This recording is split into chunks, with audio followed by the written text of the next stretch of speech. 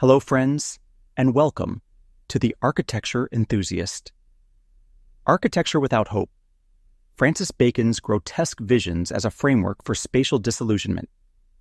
Francis Bacon's paintings, with their contorted figures and oppressive enclosures, challenge viewers to confront the raw fragility of human existence. His grotesque imagery, a silent scream, a fragmented body, a sterile cage, presents a world devoid of solace or redemption. Bacon's unflinching approach offers a compelling lens through which to explore architecture that similarly rejects conventional ideals of harmony and transcendence. This architecture without hope does not shy away from discomfort, but instead embraces distortion, alienation, and despair. Using Bacon's grotesque aesthetic as a starting point, this essay explores buildings and design concepts, from medieval gargoyles to digital grotesques, that confront us with the unsettling truths of our world. The Gothic grotesque. Gargoyles on medieval cathedrals. Medieval gargoyles represent one of the earliest manifestations of grotesque architecture.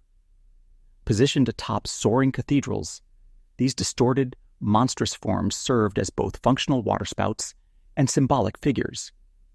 They juxtaposed the sanctity of religious structures with the primal fears of death, chaos, and sin.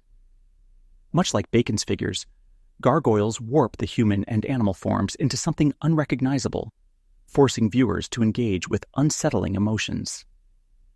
The gargoyle's grotesque aesthetic encapsulates the paradox of architecture without hope.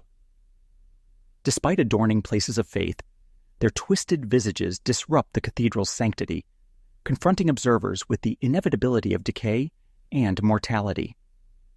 This tension between sacred aspiration and earthly fragility resonates with Bacon's works, where beauty and horror coexist in a deeply human confrontation.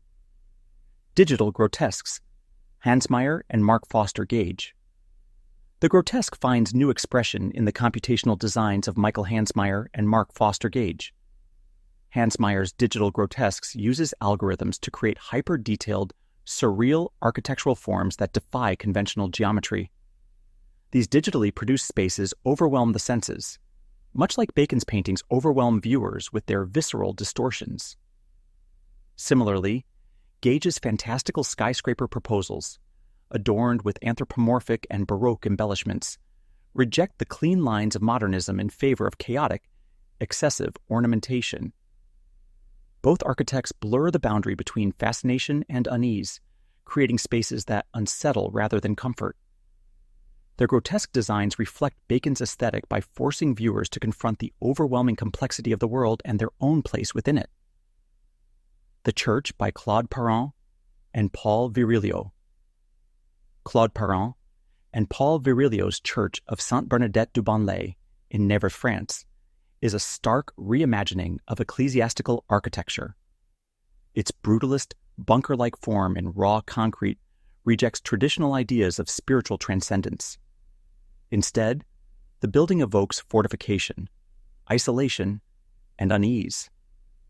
The interior is austere and oppressive, aligning with Bacon's enclosed, claustrophobic spaces, where the body is trapped within unyielding geometries.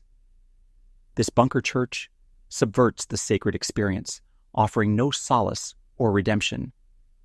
Like Bacon's grotesque works, it transforms the space into a site of confrontation, forcing occupants to grapple with the weight of existence.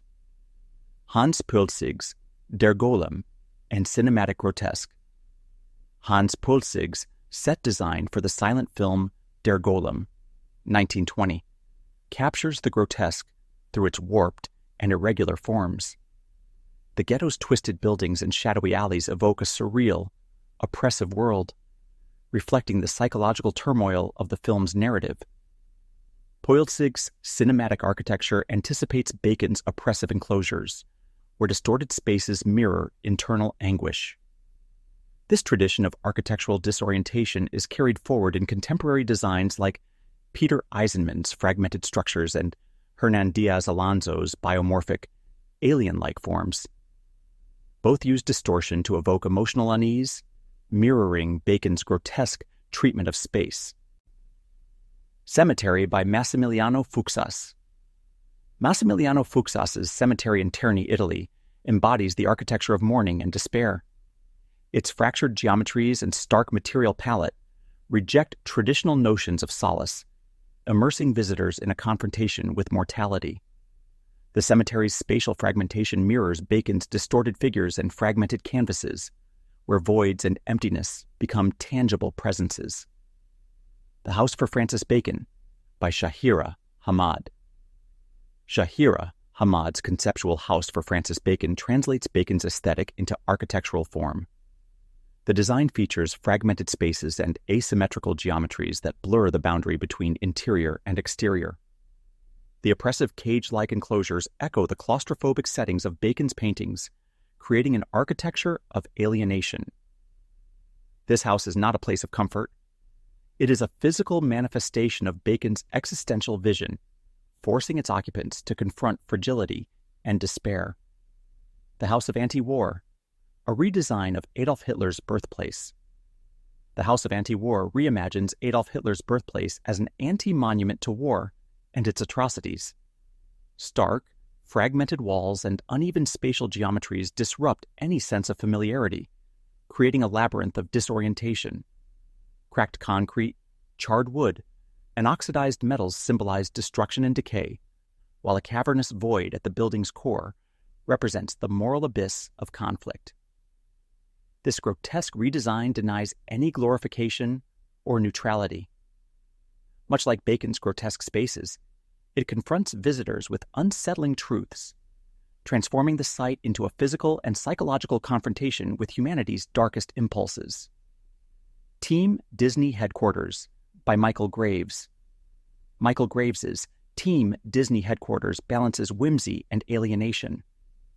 Oversized, playful columns resembling Snow White's dwarves evoke a sense of fantasy, but the building's monumental scale and rigid symmetry create a detached, corporate aesthetic. This tension reflects the duality of grotesque architecture, where delight and estrangement coexist, mirroring the simultaneous allure and discomfort of Bacon's paintings. Dan Como's Hopeless Cathedral and House of Gloom. Dan Como's Hopeless Cathedral and House of Gloom embody despair through their oppressive, fragmented designs. The Hopeless Cathedral subverts sacred architecture, inspiring despair rather than transcendence, while the House of Gloom traps its occupants in dark, suffocating spaces. Both works echo Bacon's sterile, cage-like enclosures, confronting visitors with the hopelessness of human existence. Drawings by Lebbeus Woods and Hernan Diaz.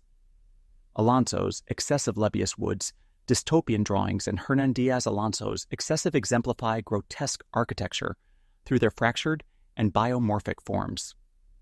Woods envisions destabilized environments that reflect societal disarray, while Alonso's hyper-organic designs evoke alienation. Both create spaces that, like Bacon's paintings, reject harmony and comfort, immersing viewers in an unsettling, thought-provoking experience. The Wexner Center for the Arts by Peter Eisenman. Peter Eisenman's Wexner Center for the Arts embodies architectural disorientation. Its fragmented, deconstructed forms challenge traditional spatial logic, creating instability and unease. This ambiguity aligns with Bacon's distorted perspectives, where space becomes an oppressive force rather than a sanctuary. Conclusion. Toward an architecture of confrontation. From medieval gargoyles to computational grotesques, from Hitler's birthplace to dystopian visions by Lebbeus Woods, architecture without hope echoes the existential weight of Francis Bacon's paintings. These structures deny comfort and beauty, instead forcing occupants to confront alienation, loss, and fragility. Like Bacon's art, they challenge us to grapple with the darker truths of human existence, leaving us unsettled yet profoundly aware of our shared vulnerability. Such architecture does not seek to inspire but to confront, offering a stark mirror to our fragmented world.